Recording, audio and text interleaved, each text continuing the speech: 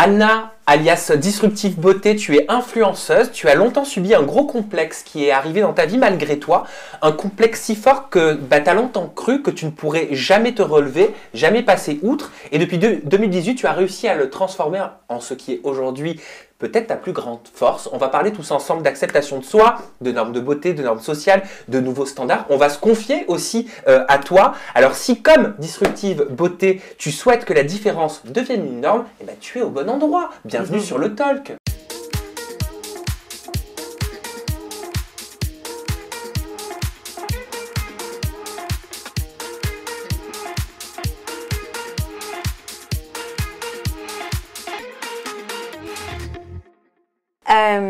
Donc tu nous as demandé, Sam, de travailler sur une présentation de nos plus gros complexes. J'ai choisi de parler de mon complexe avec le pronom personnel « je ». Pour dire, voilà, c'est lui qui prend la parole finalement. Ah, c'est ton complexe qui parle. C'est ça. Ok. De façon à ce que ça vous amène à le découvrir. Donc, j'y vais. Je suis une véritable carte de visite. Je peux à moi seule définir un genre, un âge, une race. À la moindre contrariété, je change de couleur. Parfois on me coupe, parfois on m'allonge. Je suis au cœur de toutes les conversations féminines. Je suis mort quand on me voit. Qui suis-je? Waouh! Je suis mort quand on me voit. Moi, je le sais. Alors moi, j'étais partie sur la couleur de peau et puis il y a une phrase qui m'a dit que c'était pas du tout ça au moment où tu as dit je peux le couper, je peux être court comme long. Oui. Donc on n'est pas sur la peau. Non. Moi, j'ai l'impression que c'est mental. Non? C'est pas un truc mental? Non un plus. Complexe qui te dérange mentalement? Non plus.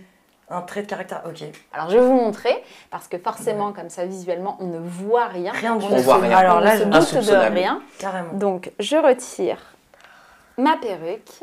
Oh, alors, je ne vais pas retirer mes fossiles, vous m'en voudrez pas, parce qu'après, il va me falloir quand même 5 minutes pour les remettre. 10 temps pour les remettre. Et je ne vais pas non plus me démaquiller les sourcils. Mais effectivement, voilà, je n'ai plus de pilosité non plus nulle part, plus de cheveux. Parce que on va demander à Batia si tu peux récupérer la perruque d'Anna. Ça te gêne pas, je peux lui prêter, lui confier? Absolument. Le temps du talk. Tiens, hop, elle est entre de bonnes mains. Super. Donc, une alopécie. Bravo. Ouais, on peut applaudir. Une alopécie, on va en parler, hein, on va revenir sur toute ton histoire en toute intimité. Il y a une interview qui arrive avec toi, Anna. Mais l'alopécie, en fait, c'est les cheveux qui tombent, c'est ça, c'est les cils, les sourcils, les poils, il y en a plus partout, clairement, quand elle est totale. Mais ça peut être partiel aussi. En quelques mots, c'est ça? Absolument. Il y a plusieurs épisodes différents d'alopécie. Soit on a une alopécie effectivement partielle, c'est juste un petit peu de cheveux ou un endroit dans le corps où la pilosité ne repousse pas. Ou alors, comme dans mon cas, elle est totale, elle est universelle, c'est-à-dire que je n'ai plus de poils nulle part. Alors évidemment, jusqu'ici, on va dire que c'est quand même un avantage. Un avantage, ouais, c'est pour clair. une fille. Mais à partir de là, quand même, et puis pour tout ce qui se passe au-dessus de la tête, c'est pas forcément un avantage. Ça m'évoque déjà une prise de courage énorme. Il faut avoir des couilles pour s'assumer à 100% comme ça. Désolée pour le mot couille, mais c'est vraiment comme ça que je le... on est là pour papoter. Hein. C'est comme ça que je le traduis. Je trouve que c'est vraiment ultra courageux, mais plus que ça, ça montre qu'on peut être belle à 100% en étant nous-mêmes, en fait. En étant juste ce qu'on est. Et je trouve que tu es un bel exemple de ça, parce que je le trouve magnifique. Et comment ça se passe avec les marques? Parce que tu es influenceuse beauté. Est-ce qu'il faut les éduquer? Est-ce que c'est évident? Est-ce que tu rencontres des difficultés? Alors, j'ai pas jusqu'à présent rencontré de difficultés à échanger avec les marques. Je crois qu'elles sont sensibles à mon message de façon générale. On est en plein inclusion-révolution sur les réseaux sociaux. Et je pense qu'au contraire, elles se disent on a envie d'accompagner cette jeune femme qui fait ce qu'elle fait, donc moi. Et je n'ai pas non ressenti d'appréhension particulière avec les marques. Au contraire, je pense qu'elles aiment s'associer à ce type d'action. Avant, je pense avoir eu des complexes liés à l'adolescence. Bah, tiens, j'ai un bouton, ou bon, j'ai 3 kilos de plus, ou ce genre de complexes qui finalement sont des complexes un peu passagers de la vie. Mais là, ça a été quand même beaucoup plus violent. Et effectivement, je n'ai pas choisi ce complexe, ou je ne me suis pas focalisée dessus. Il m'a été imposé. Ça t'est tombé dessus, quoi. Ça m'est tombé dessus. La perruque, Anna, elle est pour toi ou elle est pour les autres? Elle a toujours été pour toi ou pour les autres? Elle est d'abord pour moi, parce que je m'aime beaucoup avec. Et cette perruque-là, particulièrement, que je portais en début d'interview, c'était exactement la coupe que j'avais avant. J'avais la frange, j'étais brune, j'avais une vraie belle masse capillaire. Donc, je me reconnais un peu d'avant. Mais je me dis pas, tiens, je vais là, il faut absolument que je porte ma perruque, ou tiens, je vais là, je ne vais pas la porter. En ce moment, je la porte parce qu'il fait froid et qu'il faut quand même se dire que les cheveux... ça tient chaud. Ça tient chaud. Alors, problème de chaud, je parlais avec des mecs qui disaient, nous aussi, on a froid l'hiver. Donc, voilà, dès qu'il fait un peu frisqué ou quoi que ce soit, je mets quand même une perruque. Mais parfois, en soirée, j'arrive avec, après, je la mets dans mon sac parce que je me dis, non, le look est bien comme ça. Je ne m'impose rien. Tu sais que je trouve ça génial parce que en fait, il y a plein de... Là, quand je te regarde, en plus, bon, t'as les fossiles, machin, même pour les sourcils, c'est si bien fait. En fait, tu peux trouver plein de stratagèmes. Enfin, quelque part... Non, mais c'est vrai que c'est ouf parce qu'il y a plein de gens qui ils se diraient « Ah, allez, il m'arrive ça, c'est... et là, non, pas du tout, en fait. Enfin, tu trouves d'autres stratégies. Je trouve ça génial, en fait, François. tu es obligé de te réadapter. Et ce que tu dis me fait penser, un jour, j'étais à l'hôpital Saint-Louis pour essayer justement de sauver un peu tout ce qui restait de mes cheveux. J'étais dans cette salle d'attente avec les femmes qui avaient de l'alopécie. Et j'avais tellement de mal pour elles parce que moi, j'ai cette dextérité avec les pinceaux, avec le maquillage. Je connais vraiment bien ce milieu. Et donc, heureusement, ça m'a accompagnée dans ce complexe parce que je sais tracer un sourcil, etc., etc. Mais je regardais ces femmes, elles avaient des perruques qui étaient pas très jolies, elles avaient des sourcils, tu sais, dessinés un peu grossièrement au crayon, un peu dans une forme qui n'allait pas à leurs yeux. Et je me suis dit, ok, dans mon malheur, j'ai quand même l'avantage de savoir transformer mon visage et de le transformer plutôt correctement, en tout cas de récupérer les traits que j'avais avant, quoi. Ouais, non, c'est impressionnant. Moi, je trouve que ça fait le côté force, justement. Et le fait que tu te transformes, tu as l'impression de toujours être toi-même, d'être la même avant et après la perruque, avant ou après le maquillage. Ah oui, complètement. Par contre, dans le regard des autres, je sais que ça change. Il y a une anecdote qui était très drôle, c'est que avant d'être sur les réseaux sociaux, je m'occupais d'une marque de lingerie et je voyageais beaucoup pour cette marque de lingerie à travers la France. Et parfois, mes trains, mes avions étaient à 5h du matin, 6h du matin. Et donc, quand il est très tôt, franchement, on n'a pas envie, quoi. Franchement, voilà. Et donc, il y a des fois où je me suis dit, ok, j'y vais comme ça à l'aéroport ou à la gare, je mets mon maquillage dans mon sac et un quart d'heure avant l'atterrissage ou 20 minutes avant que j'arrive en gare, bon, hop, je me transforme. Et en fait, j'étais dans un wagon. Quand je suis arrivée, il y a eu des regards un peu brusques, un peu de sursaut parce que j'étais vraiment pas maquillée du tout, pas de sourcils, pas de cils, presque un peu la pestiférée, tu sens le mec change de place, etc. etc. Et je suis allée aux toilettes un quart d'heure avant d'arriver en ville et donc je me suis transformée. Je ressemblais à ce que je ressemblais au début du talk. Et je reviens à ma place. Et tu sens qu'il est à ça de m'inviter à boire un café, quoi. Tu vois, le même mec, ça change. La même personne qui avait un regard. Et là, je me suis dit, waouh, c'est grave donc, quand même. dans le regard des autres, il se passe une telle différence. Alors que moi, j'aurais pu même complètement oublier. J'aurais pu même arriver à mon boulot, tu vois, sans rien, tellement. Oui, tu restes la même personne. En fait. Tu es exactement la même personne. Mais l'attitude des autres face à ça. C'était le regard des autres. D'où ma question. Alors, c'était avec ton copain, enfin ton mari plutôt maintenant. Mais tu vois, là, ça prouve que le regard peut changer. Donc, ça prouve que le regard, il est différent d'une personne à une autre. Oui, tellement. Surtout, exactement. Et ça prouve que malheureusement, ou pas, je sais pas, mais en fonction de la société, en fonction de notre éducation, en fonction de où on est et de l'époque aussi, on voit pas la même chose. Mais oui, du tout. Et notre œil, l'œil de l'être humain, quand il est habitué à une certaine vision, il a du mal à voir autre chose. Et ça, c'est dommage. Eh ben, tu sais, Sam, ça me fait penser encore à une autre anecdote. On a un été, avec mon mari, on a décidé de se faire un petit week-end dans le sud de la France et des vacances aux États-Unis. Alors, on a commencé par le week-end en France. Donc, je suis allée à la plage, dans ce genre de plage où tousser est très mal vu. Où, voilà, faut pas faire de vagues. Enfin, pas dans le contexte Covid, on aura bien compris. Et du coup, je suis arrivée donc sans foulard, sans rien. Et pareil, il y a eu cette espèce de distance un peu qui s'est mise en place avec des regards un peu inquisiteurs, des fronçages de sourcils, des regards un peu insistants, genre qu'est-ce que c'est ? Quelle est cette personne ? Bon, et je me suis sentie super mal à l'aise, enfin, très clairement. Et 10 jours après cet épisode, on s'envole pour Miami. Et là, alors là, je me mets sans rien à la plage, à la piscine. Et là, il y a, je sais pas, 5 nanas qui viennent me voir en me disant « Oh my God, you're so sexy, you rock girl, oh my God !» Et 15 jours ont séparé ces deux événements. Et je dis à mon mari, tu vois, La différence de perception. En France, on fronce le sourcil et il y a un boulot à faire parce que ouais, je crois fort en la bonne Totalement. humanité. Bien sûr. Et aux États-Unis, où les avocats peuvent être tatoués, percés, etc., C'est libéré. on n'en a franchement rien à faire de ce à quoi tu ressembles. Au contraire, on se dit, tiens, voilà une personnalité intéressante, etc. Et les filles venaient à moi alors qu'elles ne me connaissaient pas, juste pour me complimenter sur mon look. C'est le taf qui me reste à faire. Merci Anna pour cette partie de ton histoire. Je redoute parce que je sais que c'est à moi maintenant, parce que c'est écrit sur le conducteur. Voilà, donc je vous lis. Je vous lis les lignes que j'ai posées sur le papier et vous essayez de deviner. Et après, vous pouvez poser toutes les questions que vous voulez. Après, ce sera à toi Marie et après à toi Avec Sabrina. Alors, on m'a toujours fait sentir que j'étais différent. Pendant très longtemps, dès que je passais le portail de l'école, je rasais les murs jusqu'à la salle de classe, tête baissée. Je faisais tout pour qu'on ne me voie pas. Très tôt, on m'a appris à détester celui que j'étais. J'ai grandi avec le sentiment que je n'étais pas tout à fait comme les autres. C'est peut-être pas un hasard si l'école était le théâtre d'un de mes plus grands maux. Mes larmes, je les réservais pour la maison. Ton orientation sexuelle. J'allais dire la même chose. Oui, moi aussi j'ai pensé En à fait, ça tout de suite. Non. Ouais. Le fait que tu longes les murs, qu'il y ait un problème à l'école, c'est souvent à On l'école que lui ça apprend à démarre. détester qui il Voilà. est. Ouais. C'est ça. Et les larmes pour la maison. C'est exactement ça. Vous avez Ok. tapé dans le mille. Mais bon. Pendant longtemps, j'ai pas pu mettre de mots, tu sais, là-dessus parce que j'avais pas l'impression qu'en fait, le fait que je sois homosexuel, j'avais pas l'impression que mon orientation sexuelle, elle pouvait être un complexe.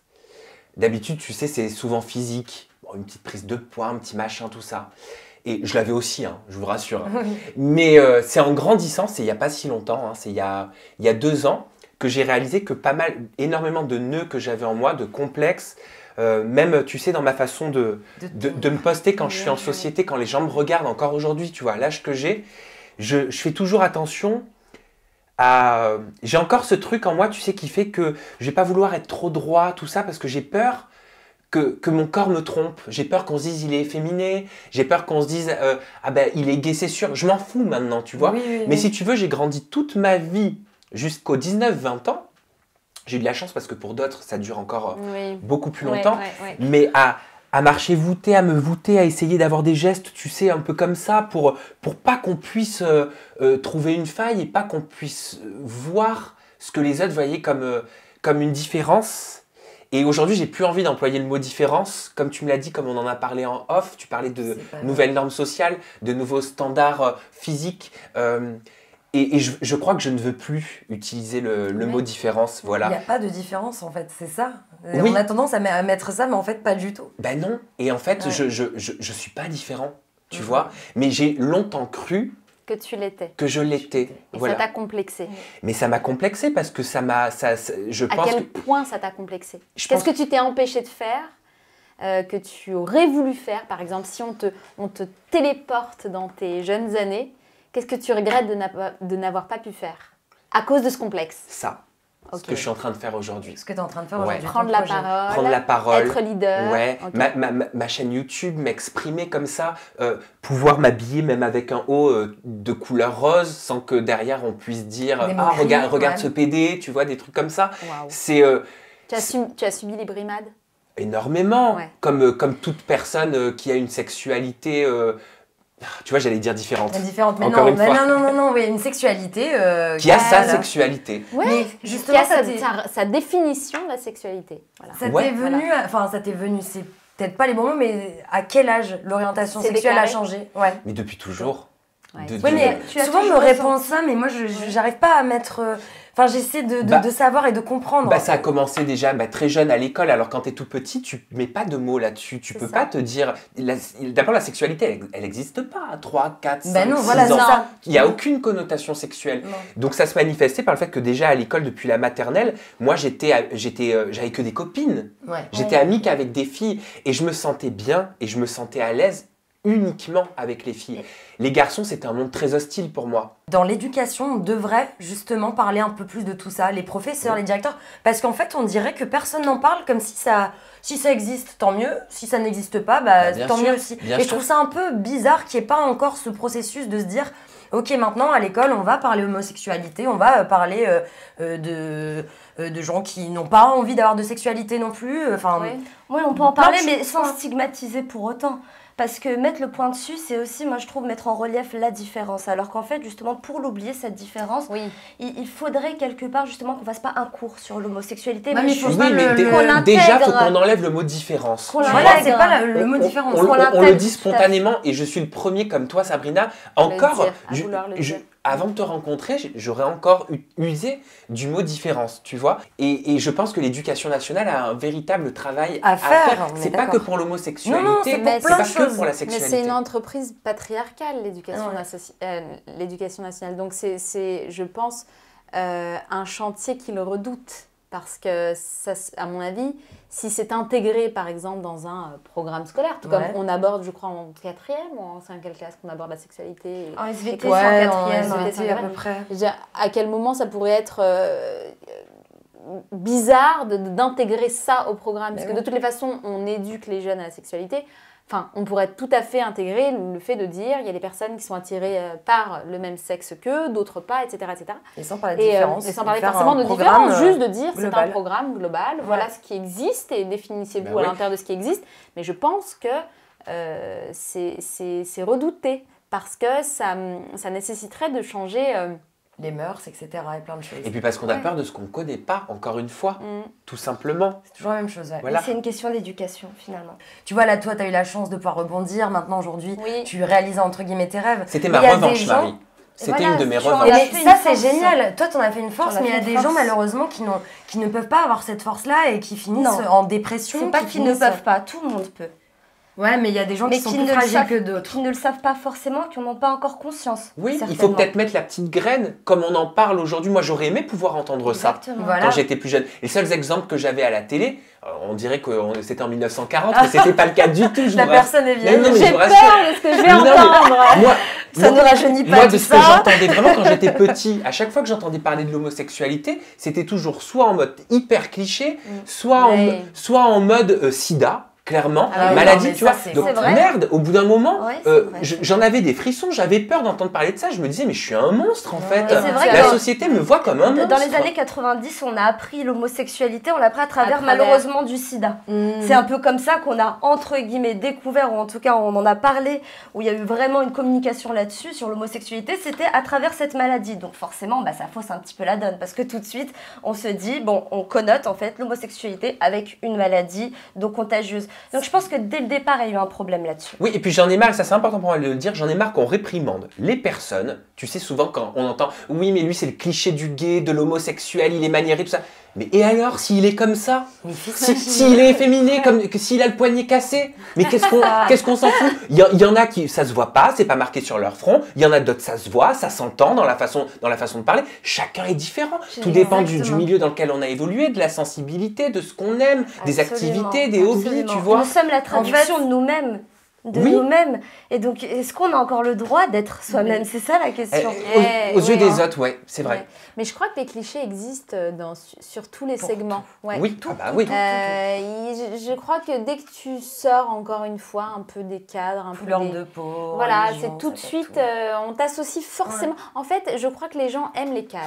Tu dois rentrer dans une case. Et quand tu n'en es pas, on est emmerdé parce qu'on ne sait pas où te mettre. C'est ça. Et du coup, tu as plein de clichés qui collent à plein de choses sur plein de sujets différents. En revanche, je trouve que ces complexes-là, que ce soit pour toi, Sam, et toi, Anna, on n'a pas encore parlé du tien, du coup, Sabrina, je le connais pas, mais je trouve que c'est assez intéressant parce que du coup, vous attirez de bonnes personnes dans le sens où toi, on va être attiré par ton âme. Comme tu disais, les gens qui vont commencer à froncer du regard, mais on laisse tomber en fait. Ouais, c'est ça. Au moins, d'entrée de jeu, ça met des barrières parce que ces gens-là vont pas aller plus loin que le physique. C'est une passoire à connard.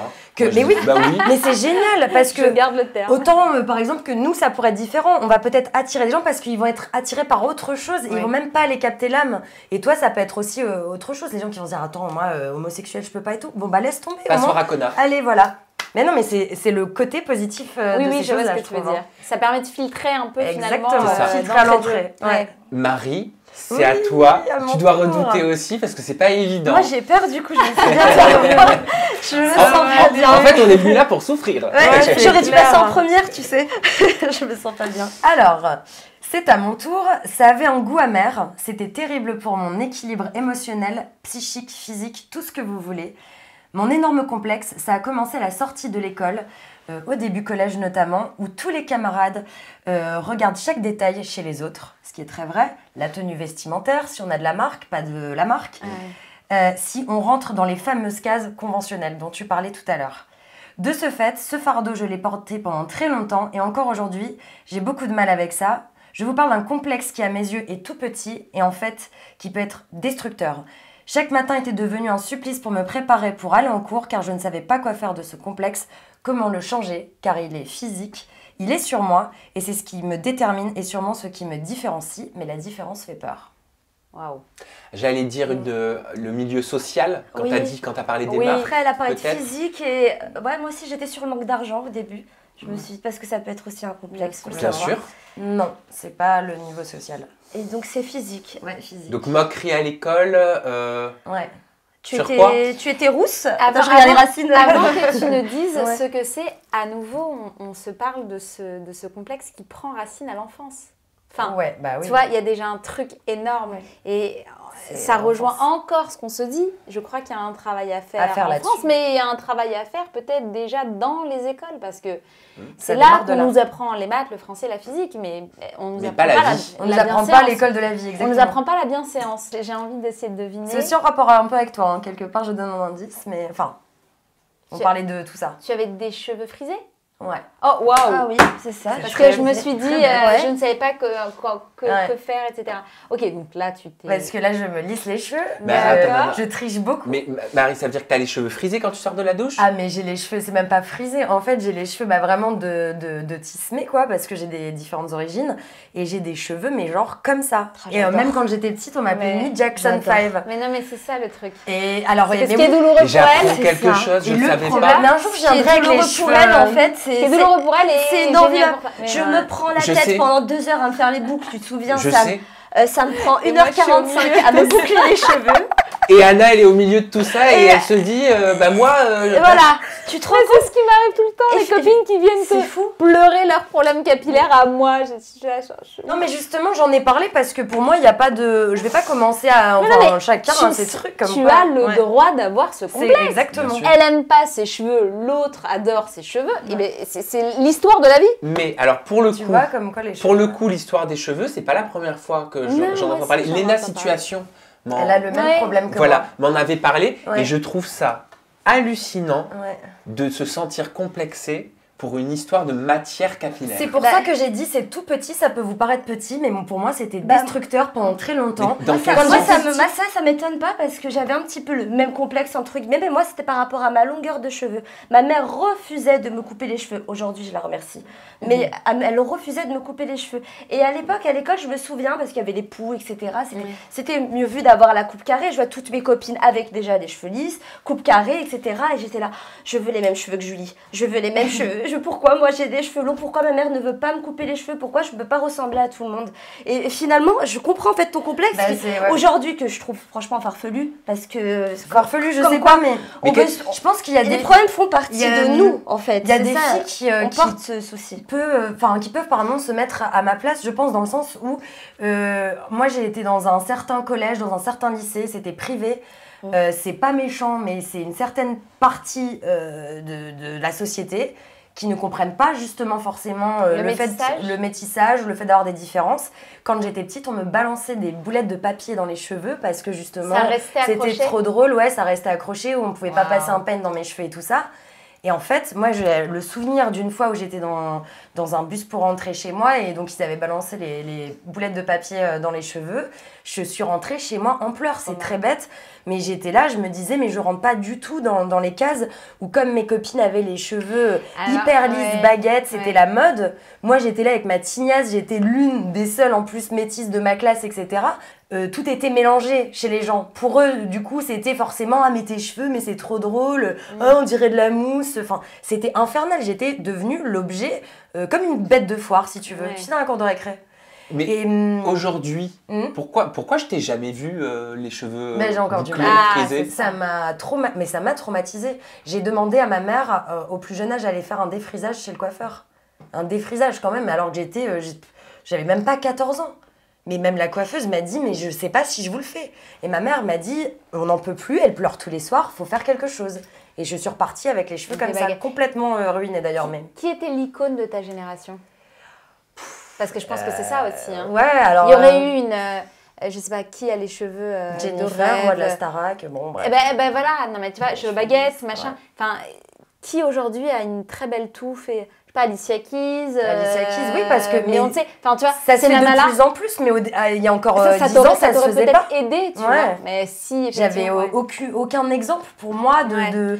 Tu manquais de références visuelles, tu manquais de comparaison de référence. Alors même si à l'époque évidemment il y avait des afros etc qui s'assumaient, mais déjà beaucoup moins, et puis juste dans mon école il y avait personne en fait, et donc du coup j'ai dû trouver des stratagèmes, m'attacher les cheveux, les défriser, les mais machins. Tu sais, c'est horrible à dire, hein, c'est pas moi qui le dis, mais j'ai l'impression que c'est très social, parce que j'avais reçu une influenceuse qui me disait qu'avant elle travaillait dans le monde du luxe et en grand magasin, en corner, et on lui demandait de se lisser les cheveux pour venir travailler, parce qu'il n'acceptait. Elle, pourtant, elle avait des magnifiques boucles qu'elle assume aujourd'hui. Et ça m'a tellement choquée quand j'ai entendu ça. Mais ça faisait partie de la charte, veuillez vous lisser les cheveux. Non, je pense qu'il y a des abus. C'est marrant, mais je ne sais pas si on a la personne en commun, mais moi j'avais une collègue justement qui devait se lisser les cheveux. Dans le luxe, tu devais avoir le vernis rouge toujours, donc pas de couleurs différentes. Tu avais quelques codes comme ça justement à avoir, donc cheveux lisses, ongles rouges, le plus neutre possible. Voilà, dans le luxe, tu as quelques codes comme ça imposés.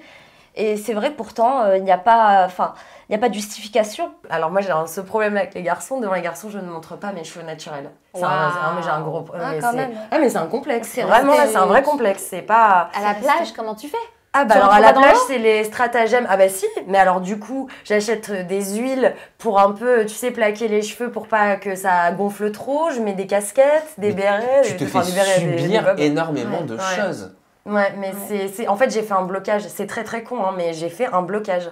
Depuis que j'ai eu tous ces trucs-là, je pense que personne ne se rend compte, c'est pas un problème dramatique, je parle vraiment au nom de d'autres personnes.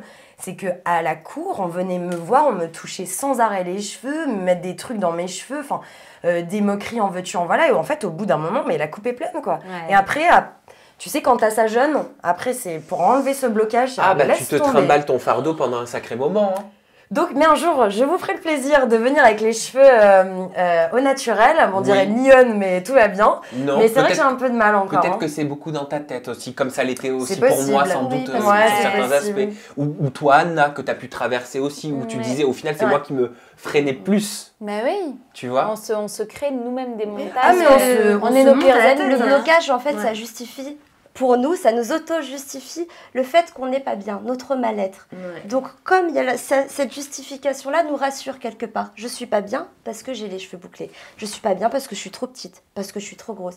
Mais si finalement on apprenait à vivre avec nos contradictions, à les prendre vraiment à plein bras au lieu de les rejeter, on n'aurait pas ce problème-là. Donc finalement, oui, il y a l'éducation, oui, il y a tout ça à faire, mais est-ce que le travail, c'est pas finalement nous, déjà, on va commencer par nous, à le faire sur nous-mêmes. Tu vas pouvoir nous le dire, Sabrina, parce que c'était une belle transition. C'était une très belle transition. La belle transition. Voilà, on est bien du coup. De savoir. Vas-y. Alors, je vous fais deviner donc mon complexe. Ouais. J'en tremble un petit peu, hein, comme quoi, là, on est sur du personnel.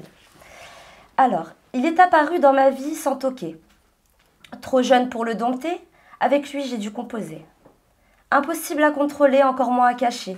Il était la traduction de mes mots sans un mot, la trace de mes colères, c'est pas beau. Une cour de récré, des regards amusés, des railleries essuyées. N'ont-ils jamais vu une poupée désarticulée?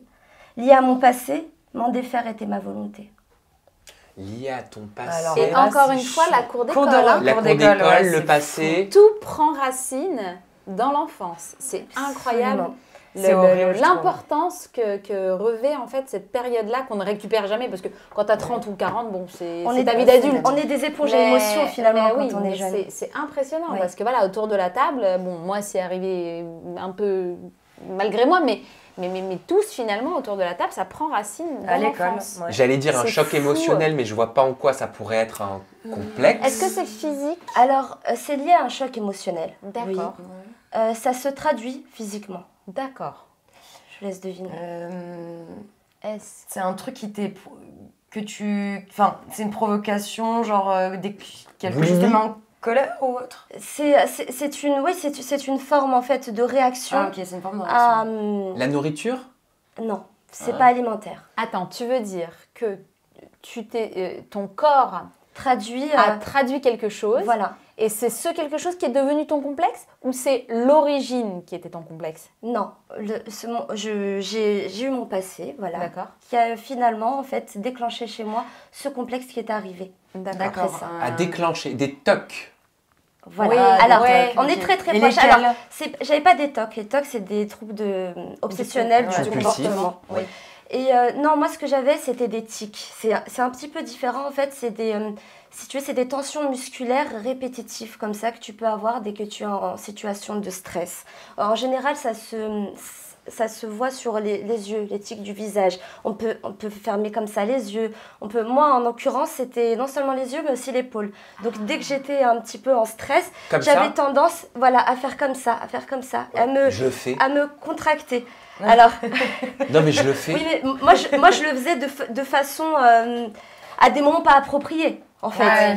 Ça donc si tu veux, les enfants, ils n'étaient pas prêts, quoi. On est en train de discuter dans la cour de récréation, l'autre elle se met à gesticuler, qu'est-ce qui lui arrive? Oui, donc forcément t'étais la folle de service. Voilà, j'étais pas la folle, j'étais bizarre. Oui, c'est ça. J'étais bizarre. En fait, on se disait, en apparence, elle est normale, mais elle est bizarre, cette fille. Qu'est-ce qu'elle cache, en fait? Qu'est-ce qu'elle a? Elle a un comportement bizarre. Enfin, et du coup, j'ai essuyé des moqueries, etc. Moi, ça m'a beaucoup renforcée. Hein. Ça m'a beaucoup Mais aidée. personne ne t'a jamais demandé pourquoi t'avais ça. Personne ne s'est intéressé à savoir oui, parce pourquoi. que c'est personne, et ni même finalement moi-même, ni moi, et ni même mes parents, parce qu'ils pensaient que ça allait passer. Et puis, ils n'étaient pas vraiment informés de ce que j'avais. Donc, pour eux, c'était des tocs, mais qui allaient passer parce que c'était l'adolescence, le stress, peut-être du changement, etc. Mais en fait, moi, c'est avec du recul que je me suis rendu compte que c'est à partir d'un certain moment de ma vie où il est arrivé certaines choses, où justement, moi, je suis née à Lyon, j'ai vécu mon enfance à Lyon, et du moment où je me suis détachée de toute cette vie-là, que je suis arrivée à Paris, en changeant mon cadre social, familial, tout s'est chamboulé finalement chez moi. Et c'est à ce moment-là que c'est apparu, en fait. C'est quand je suis arrivée dans ma nouvelle vie parisienne, avec des gens que je ne connaissais pas, avec tout ça, j'ai eu une dose de stress et le fait aussi de ne pas pouvoir en parler parce qu'on n'a pas de mots à poser dessus. On ne sait même pas où on a mal. Mais est-ce que tu sais, aujourd'hui, au moment où tu nous racontes ton histoire, est-ce que tu sais d'où viennent Quelle est ces mots? l'origine? J'ai des indices. Indices. Je pense que j'ai juste traduit une forme de colère, le fait de quitter mes amis. Quand tu as 12-13 ans, c'est toute ta vie, quoi. Tu quittes toute ta vie. C'est ton monde. Et en plus de ça, c'était mes amis aussi, ma famille, parce que c'était familial aussi. Donc ça faisait beaucoup de changements. Et puis pour moi, c'était vraiment renoncer à ma vie. Donc je n'étais plus personne. J'étais un peu perdue. Et finalement, c'est impossible à dire quand tu as 13 ans, j'ai perdu ma vie. Tu les as toujours ou pas? Non. Je Alors, tu dis que tu n'as pas exprimé cette souffrance de quitter ta ville, tes amis, ta famille, etc. Parce que tu n'as pas pu le faire ou parce que tu n'avais pas les mots pour le faire? Je n'ai pas su le faire. Tu n'as pas su le faire. En fait, de l'analyse très brève que je peux porter sur ton témoignage, c'est que j'ai l'impression que ce que tu n'as pas exprimé avec ta bouche, ton corps l'a exprimé. Absolument. Au final. C'est un encore oui, mais c'est encore l'importance de apprenons à formaliser les choses pour pas qu'elles te brûlent de l'intérieur. Parce que et après, ça se traduit physiquement. Ça se traduit physiquement. En fait, quand tu ne parles pas, c'est ton corps qui prend la parole et c'est très douloureux. Mais le corps, on l'écoute pas assez. Non, parce que justement, moi, j'allais te dire par rapport, je la connaissais pas cette histoire, cette part de toi, Sabrina, mais oui, c'est très juste ce que tu dis, Anna. Le corps verbalise ce que notre langue, notre bouche n'arrive pas à faire. Et souvent, quand on a des maux de ventre, un stress qui apparaît, des éruptions parfois cutanées, on se dit, non, je sais pas, c'est venu comme ça, mais il y a souvent en fait des raisons, c'est le haut de l'iceberg, il y a toute l'autre partie qu'on ne voit pas. Bien sûr, notre esprit est totalement rattaché à notre corps. Ce que notre esprit vit, ce qu'on va vivre, ça va être justement traduit par notre corps quelque part. C'est comme ça, comme tu dis, quand tu as du stress, tu as de l'eczéma. Quand tu n'es pas bien, et puis même tu as des comportementalistes aussi qui vont te dire, cette personne croise les bras, elle est fermée à la discussion. On peut traduire finalement des pensées à travers un comportement physique. Surtout que toi, à partir de gestuels. Tes complexes, tu as dit que tu les avais eus, c'était sûrement dû au stress et de l'insécurité. Oui. En fait, c'était dans des moments où tu te sentais pas à l'aise. Exactement. Et j'ai de la chance, je veux dire j'ai de la chance, c'est que je suis très curieuse comme fille. Et j'aime beaucoup comprendre les choses. Ouais. Et en fait, je voulais savoir absolument pourquoi moi j'avais ces tics et les autres ne les avaient pas. Qu'est-ce qui se passe? Pourquoi j'étais entre guillemets différente des autres? Et en fait, j'ai compris avec le temps qu'on a tous un petit peu des tics. On a tous un peu ça. En fait, on a tous une traduction corporelle de nos mots intérieurs. Et parfois, il y a certaines personnes qui vont manifester ça par de la colère, qui vont être très vulgaires, qui vont avoir tendance justement à être, entre guillemets, grande gueule, à insulter les autres, à prendre... Parce qu'ils ont un mal-être, en fait. Ouais. Et dès que tu arrives, en fait, à comprendre ça, je pense que ça va beaucoup mieux. Ou de l'énervement, moi je m'énerve beaucoup, Ouais. je suis sûre que ça traduit quelque chose, tu vois. Mais ouais, c'est une certaine colère, c'est une certaine angoisse. Ça prend racine, oui, Oui, forcément. bah c'est ce qu'on peut retenir, je crois. C'est ce que tu disais, Anna, c'est que ça s'enracine, c'est très profond. Ça, mais à partir ça du vient moment où de loin. c'est toi, où Sabrina est comme ça, où tu es comme ça et tout, faut l'accepter en fait, c'est surtout ça. Et il faut arrêter de sans arrêt vouloir modifier les choses. Je dis ça, je suis la première à le C'est faire ce pour que les j'allais cheveux. te dire. Mais oui, non, mais le jour... Montre-nous tes Mais vrais oui, cheveux. mais tu vois, le jour où je le ferai, je pense que là, je me dirais, ok, là j'ai passé un cap. Oui. Mais je me l'applique à moi-même, ce que je suis en train de dire. Totalement. Et c'est qu'en fait, on doit apprendre à vivre avec ça et on a trop souvent tendance à les contourner plutôt que d'y aller directement. Frontal. Quoi. Ouais. Ouais. J'aimerais vous demander votre mot de la fin pour conclure. On va commencer par toi, Anna. Ok, nouvelle norme. Nouvelle norme, j'aime beaucoup, je le retiens moi aussi, je te l'emprunte. Hein. Avec Nouvelle norme, plaisir. je vais arrêter de dire La différence révolution est en marche. maintenant. Marie. Je dirais positif. Parce que en discutant de tout ça, je trouve que c'est intéressant d'avoir les avis de chacun. J'aimerais bien savoir aussi les avis dans les commentaires. Mais je trouve qu'il faut toujours en tirer du positif. Parce que malgré les choses qu'on peut dénoncer ou se dire « Ah ouais, mais ça c'est mauvais chez moi » ou « ça j'aime pas » et tout, il y a toujours une part de positif derrière parce que faut avancer. Et moi je trouve que c'est intelligent de parler de ça en tout cas. Ouais. Sabrina. Alors moi, ce serait plutôt de vouloir en fait être la moitié de nous-mêmes, ça nous empêche d'être en fait. Donc soyons qui nous sommes entièrement, À 100%. entièrement. Nous sommes de toute manière tous différents parce que nous sommes différents et c'est comme ça. Il faut vraiment apprendre à vivre avec et je pense que c'est l'une des clés du bonheur. Ouais. Merci. Et moi, je me suis écrit une petite phrase que j'aime beaucoup, qui est de Albert Camus, et pour le coup, ça ressort le mot différent, mais vous allez comprendre. Être différent n'est ni une bonne ni une mauvaise chose. Cela signifie simplement que vous êtes suffisamment courageux pour être vous-même. Vous-même, Donc voilà. en fait, on n'est pas différent. Voilà, c'est tout. C'est ça. Merci les filles, j'ai passé un excellent moment. Moi aussi, Anna, Sam. en ta compagnie, Marie, Sabrina. Ouais, j'ai adoré. J'espère que ce fut le cas aussi pour vous à la maison derrière votre tablette ou votre smartphone ou ordinateur ou console de jeu parce que maintenant on peut regarder de partout. Bah oui, bien sûr, sur YouTube. On se retrouve la semaine prochaine avec un nouveau talk show et une nouvelle thématique. En attendant, prenez soin de vous. Bye bye.